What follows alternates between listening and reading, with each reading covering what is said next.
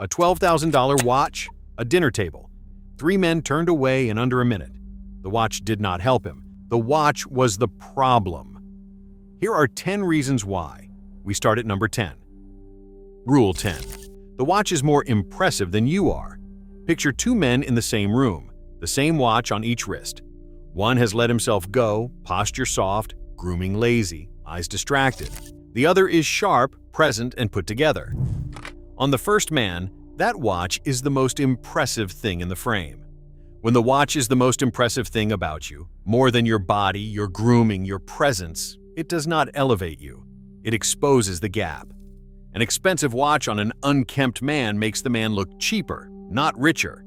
The watch becomes evidence. Real confidence wears the watch as a footnote, not the headline.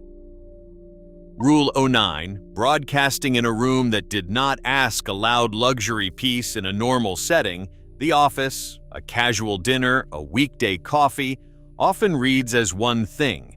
I need you to notice me. Not success, not taste, need.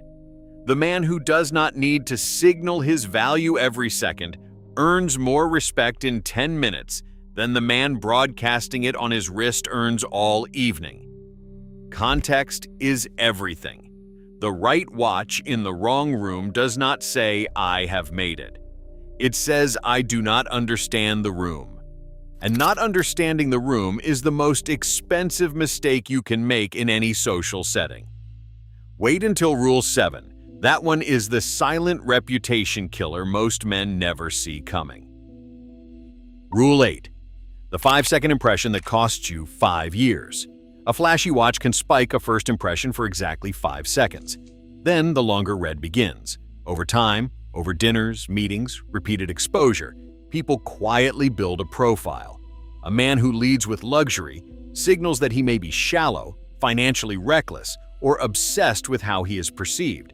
None of those assessments get said out loud. They collect silently. The watch that impressed a stranger on Monday is quietly working against you in a business conversation on Friday. Short-term status is easy. Long-term trust is the only one that compounds. Rule 07. Performing the watch. The sleeve that rolls back a half second too early.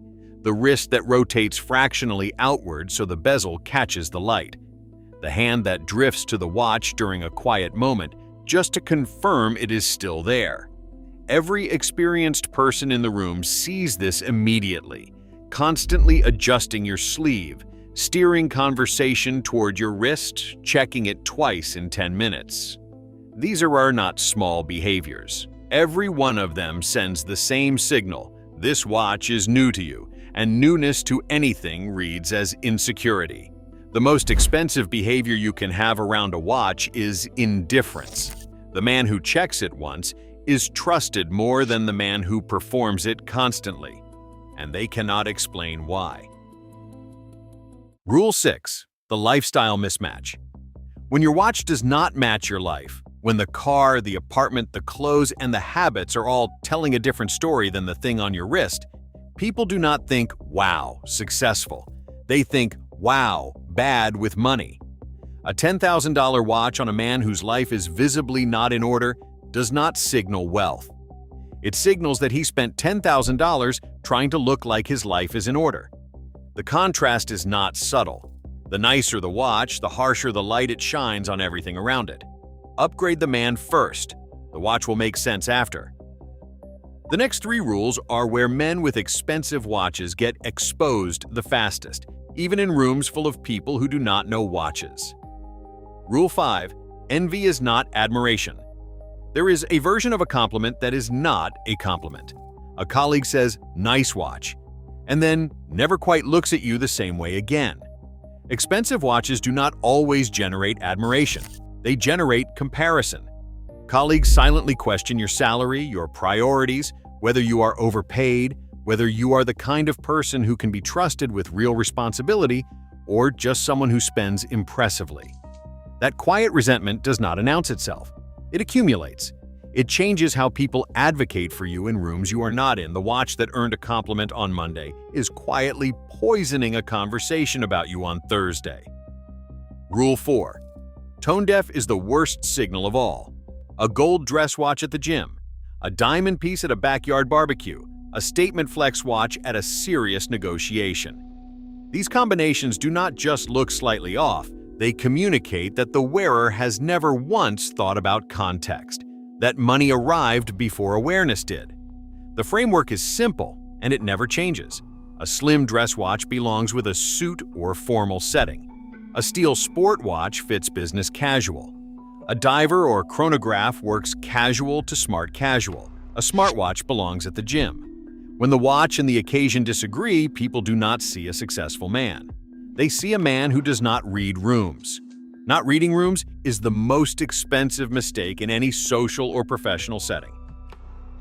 Rule 3. The watch that becomes your whole personality. Every story loops back to the collection. Every selfie includes the wrist at a deliberate angle. Every conversation has a subtle on-ramp to the next piece you are considering. The people around you stop seeing you. They only see the watch guy. One-dimensional is boring regardless of what the dimension costs. The men who are genuinely interesting in this hobby almost never lead with it. They mention it when someone asks. They talk about the design, the history, the specific reason this dial over that one, and then they move on. The watch is a chapter, not the whole book. When it becomes the whole book, people stop reading. Rule 2 is the one nobody warns you about, and Rule 1 is the reason every other rule exists. Rule 2. Fear makes you smaller. Constantly scanning the room for threats to the watch. Tensing when someone reaches across the table. Choosing where to sit based on lighting or proximity to edges. Declining to fully enjoy a moment because part of your attention is managing an object on your wrist. People feel that tension. They cannot name it, but they pull back from it. Presence is the most attractive quality a man can have in any room, and nothing destroys presence like anxiety. A $200 watch worn freely beats a $20,000 watch worn in fear every single time. The watch should add to your freedom in a room, not subtract from it. If it is subtracting, it has already cost you more than you paid for it. Rule 1. The watch is not the problem. The gap is. A hyper-luxury watch on a life that is visibly not in order makes the contrast brutal. Not subtle, brutal. The health, the habits, the mindset, the relationships, all of it gets measured against the thing on your wrist the moment you walk into a room. The nicer the watch, the more unforgiving the standard it sets for everything else. This is Rule 1 because it is the only rule that makes every other rule make sense. The watch does not make the impression. You do. The watch just confirms it. When a man is genuinely in order, sharp, grounded, indifferent to whether anyone notices, a $150 watch reads richer than a $15,000 watch worn by someone still trying to convince the room he belongs in. Wear the watch that fits your life. Build the life that earns the watch. In that order. Always in that order. If this changed how you see your wrist, subscribe and drop in the comments which one you are guilty of right now.